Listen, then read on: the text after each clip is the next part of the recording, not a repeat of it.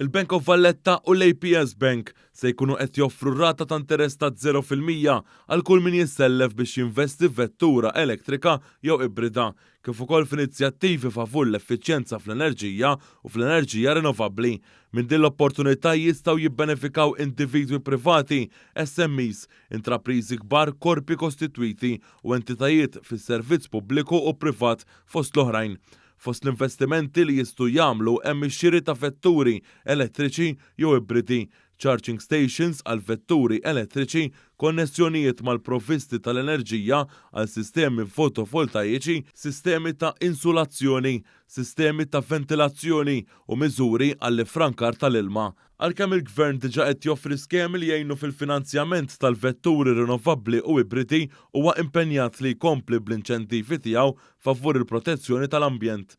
Dan is-self bla imax se jkun possibbli permezz tal-Fond Ewropew għall-Iżvilupp Reġjonali fejn b'kollox ġew allokati 15 miljun euro. Il-Ministru responsabbli għat-trasport Aron Farrugia għall settur tat-trasport huwa l-aktar responsabbli għall-emissjonijiet kien għalhekk li l-Gvern ħareġ b'din l-inizjattiva ambjentali fost diversi oħrajn biex isir iktar vijabbli għal persuni u kumpaniji li jagħmlu il-qalba lejn vetturi li jniżġu anqas. Tragwardi biex innaqsu l-emissjonijiet ġewwa l-pajjiż. B'hekk ikonna arja nadifa, ambjent aħjar u kwalità ħajja aħjar għal Maltin u għall Awċin.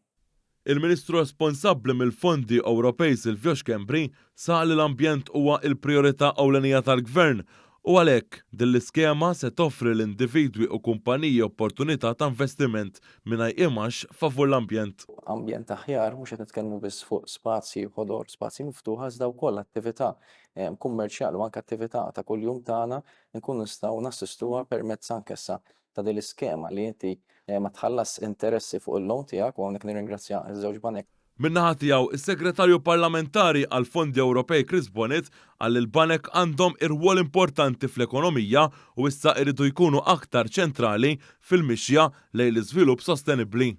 Naslu l-jom billi aħna stess nagħtu l-għajnuna lill-pubbliku, lill-kumpaniji, lil kull min qiegħed magħna f'dan il-vjaġġ biex inwasslu l-matika ambjentali jimxi għall-istess tragwardu.